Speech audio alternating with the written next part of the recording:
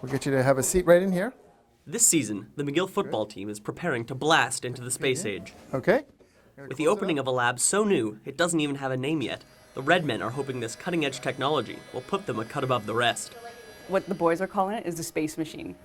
That's the name, space machine. Tamara Carver is a PhD researcher at this multi-million-dollar complex. She uses these futuristic machines to make remarkably accurate readings of body composition and body fat. The whole research lab, it's unbelievable. There's only 2 of them in Canada, and here at McGill we're lucky to have one. And to be using it for research and even for the sports team to help them out. For Dr. Ross Anderson, it's all a question of weight. And pound for pound, he's led the construction of this state-of-the-art weight study center that's tops in the country. It's kind of interesting for us to look at older people who may be underweight. We can look at overweight individuals, how much they're overweight, or we can look at athletes, how much muscle they have. It's a very useful tool. The new research will help develop specific training regimens for top athletes.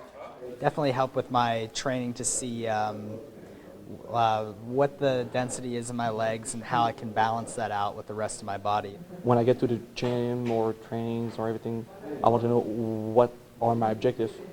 What do I have to work on during the next semester? But the lab's diagnostic accuracy will reach far beyond the playing field.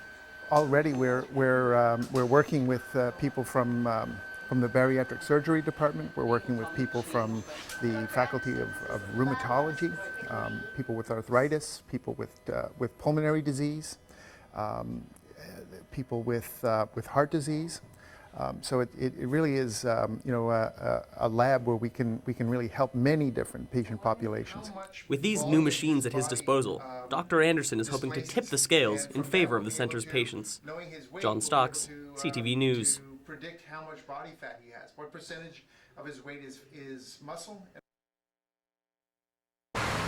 As this dramatic footage shows, pedaling down Montreal's streets is no ride in the park. And though the rider here is wearing a helmet, there's no telling what could have happened if he hadn't been so lucky. Following Montreal's 5th cycling death this year, the role of helmets is taking center stage when it comes to rider safety. Bruno Massantuono has run a bike shop for over 20 years and still has trouble convincing cyclists to don protective headgear. More and more people are starting to buy helmets, but you got to convince them on some cases. Sometimes people are stubborn, they don't want to buy a helmet due to the fact because they feel something in their head. But as far as the idea, I try to convince them to the best I can.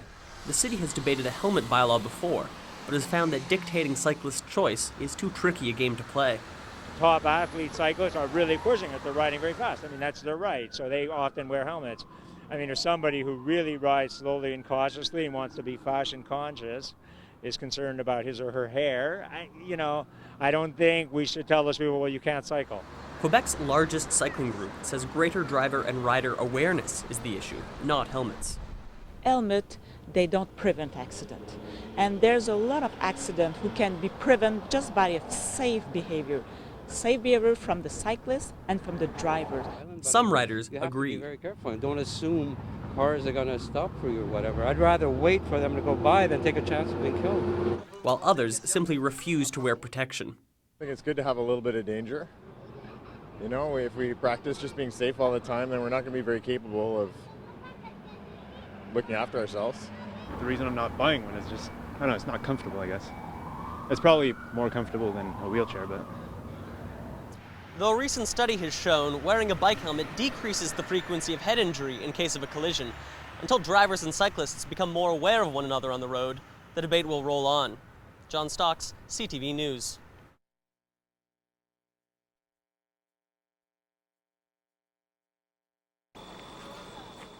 The mystery of a missing girl and an unidentified body began Friday with the discovery of a gunshot victim down this ATV trail outside of God Manchester, near Huntingdon. The SQ sought the help of the public to identify the body, a young woman. The worried family of 21-year-old Karine Faubert identified their daughter the next day, but many questions remain. Who did it, and why? For the police and this small community, answers are hard to come by. Lot of work for the investigators. The only clue so far has been her car, a blue Toyota Tercel. It was discovered in this church parking lot in Faubert's hometown of Saint-Louis-de-Gonzague, nearly a half hour away from where the body was found. Police are poring over the vehicle for clues and have set up a mobile command post while asking the public for help. We're gonna make some expertise inside the car to try to find something can help us in the investigation. The dramatic events have shocked this village, where residents are having a hard time understanding what happened. I spoke to her grandfather, and he's very distraught, he says. Even if we find the killer, he says, it won't bring her back. Faubert was a student at the University of Quebec and worked at this hotel along with her sister and mother, where staffers described her as reliable and amiable. In an expanding investigation that's covered 3 cities but yielded precious little evidence, police are hoping that by returning to the original scene of the crime and expanding the site of investigation, where helicopters and police dogs have failed, they'll find more clues. John Stocks, Montreal.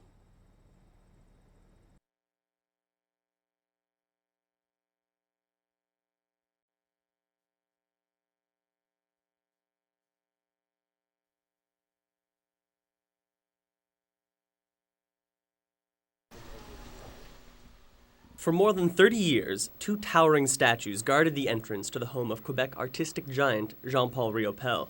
But late Monday evening, the half-ton megaliths vanished into the night. At 10:30, the cops called in my house for said the statue is disparu. It's gone. It's gone.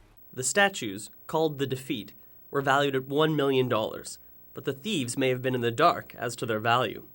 The prized works of art reappeared deep in the woods on Tuesday, broken in 2, suggesting the robbers were after their limited value as scrap metal. Oui, très loin de la route. Ça prenait quelqu'un qui savait où s'en allait avec ça. It was far from the road, he says. It took someone who knew where they were going and where they were going to hide it.